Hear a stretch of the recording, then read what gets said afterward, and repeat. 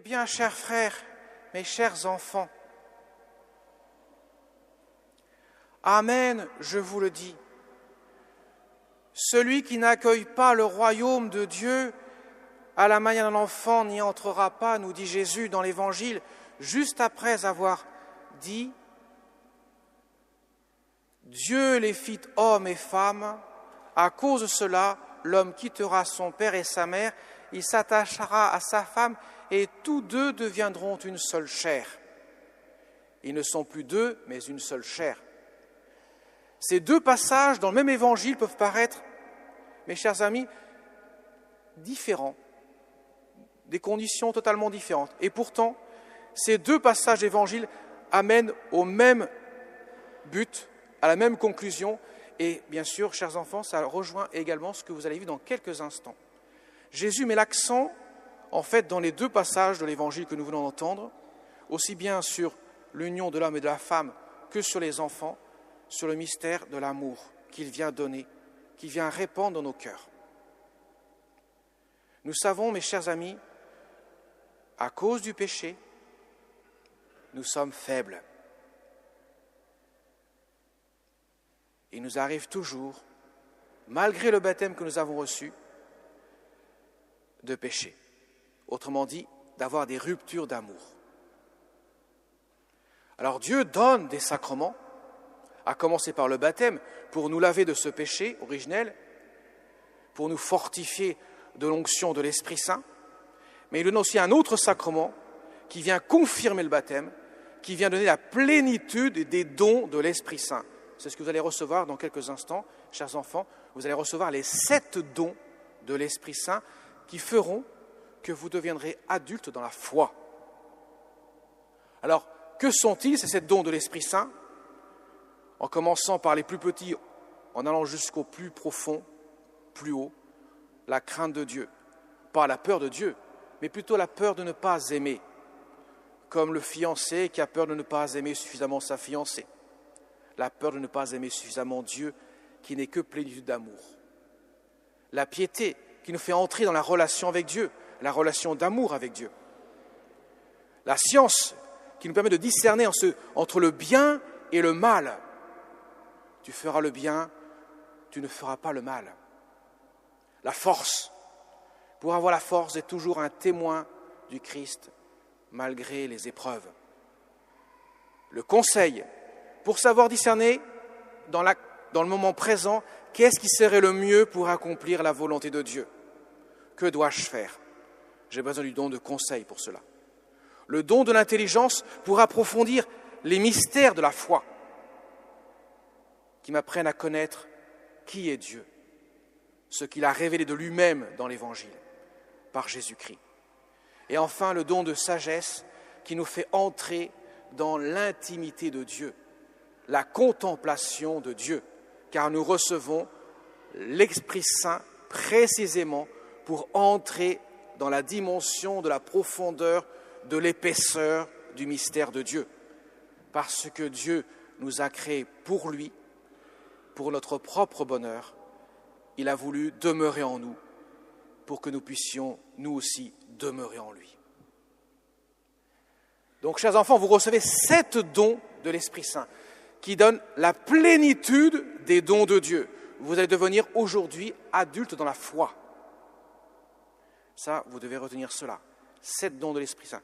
Mais en vue de quelque chose. Je reçois ces dons, c'est précisément pour qu'ils servent à quelque chose. Alors, j'ai expliqué déjà les 7 dons, particulièrement pour nous aider dans la vie chrétienne. Mais il y a un but. Le jour de notre baptême, nous avons reçu 3 vertus. 3 vertus qu'on appelle théologales, qui viennent de Dieu directement, qui sont infusées dans votre âme le jour de votre baptême, à savoir la foi, l'espérance et la charité. Et vous savez que ça, retenez bien ça les enfants, la foi, l'espérance et la charité, c'est le passeport pour le ciel. Quand au Vatican, on étudie la vie de quelqu'un que l'on veut canoniser. Alors bien sûr, il faut un miracle, mais ça ne suffit pas.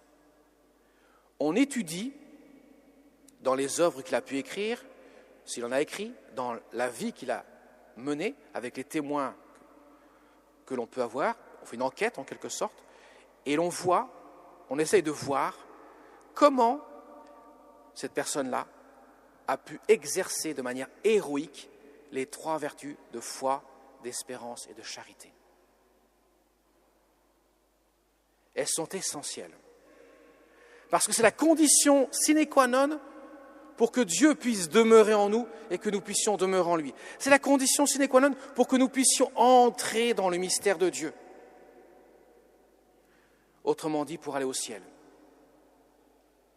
Vous savez que le ciel, mes chers amis, on ne peut pas le distinguer de Dieu. Le ciel, c'est quoi? C'est la perfection. Au ciel, il n'y a que perfection. Perfection en tout. En bonheur, en amour. Mais qui est parfait? Il n'y a que Dieu. Dieu seul est parfait. Autrement dit, le ciel, c'est Dieu. Ça veut dire que quand je vais au ciel, quand nous irons au ciel, mes chers enfants, nous irons à Dieu. Dieu sera en nous et nous serons en Dieu.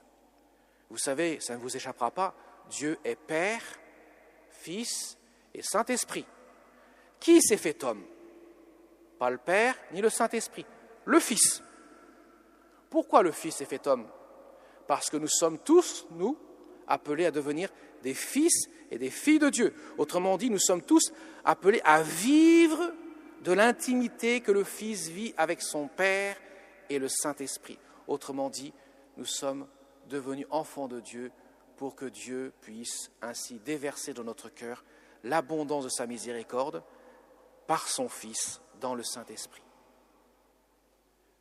Vous voyez, chers enfants, les 7 dons de l'Esprit Saint sont là pour fortifier votre foi, votre espérance et votre charité, le passeport pour le ciel. Ou autrement, la clé pour entrer dans le royaume de Dieu. Voilà pourquoi Jésus est si dur avec les pharisiens. Les pharisiens, c'est une élite de juifs qui n'ont qu'un seul désir, de piéger Jésus, parce qu'ils refusent de reconnaître qu'il est Dieu. Alors, il cite des écrits. Moïse a dit cela, qu'est-ce que tu en penses? Pour voir où est-ce qu'il va répondre. Et Jésus ramène toujours à l'essentiel de l'Évangile.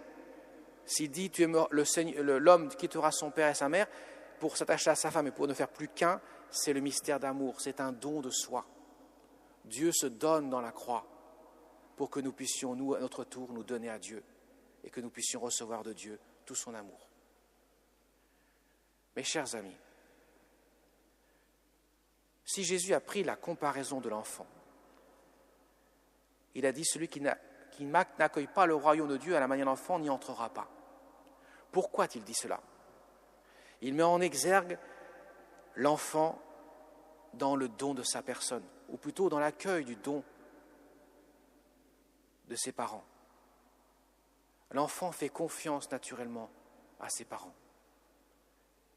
Il le protège, l'enfant. Il est protégé par ses parents. Naturellement, Dieu demande que nous puissions être comme des enfants qui accueillent tout de ses parents. Voilà pourquoi il prend cet exemple-là. Voilà pourquoi il nous donne les sacrements. Voilà pourquoi il nous donne les dons de l'Esprit Saint. Voilà pourquoi il nous donne les vertus de foi, d'espérance et de charité pour que nous puissions laisser vivre Dieu en nous. C'est le plus grand bonheur que Dieu veut pour nous. Alors demandons-le au Seigneur avec l'intercession de notre Mère du ciel, la Vierge Marie, qui, elle, est devenue notre mère au pied de la croix. Femme, voici ton Fils, pour que nous puissions à notre tour l'avoir pour mère et que nous puissions lui demander son soutien, son aide, comme elle le disait à la petite Lucie, à Fatima, le 13 juin 1917. Rendez compte, cette maman qui dit cela à son enfant. Mon enfant, mon cœur immaculé sera ton soutien qui te conduira jusqu'à Dieu. Alors, chers enfants, je vais terminer par là. Même si un jour vous errez dans la foi, autrement dit, ça veut dire que vous abandonnez beaucoup de choses, rappelez-vous surtout de la Vierge Marie. Ne l'oubliez jamais. Parce qu'elle ne vous oubliera jamais. Elle sera là pour vous chercher, pour vous frapper à la porte de votre cœur, pour vous rappeler que vous êtes son enfant. Et elle vous conduira au bonheur. Combien de personnes, parfois, qui ont perdu la foi quand ils sont devenus adultes, ils ont passé par mots et par veaux dans les méandres de ce monde. Et tout à coup, un jour, la Vierge Marie vient les chercher et les ramène à Dieu, à son Fils bien-aimé. C'est pour cela, ne l'oubliez jamais. Ne l'oubliez jamais. Elle est essentielle et elle fera fructifier les dons que vous avez reçus, que vous recevrez dans quelques instants. Amen.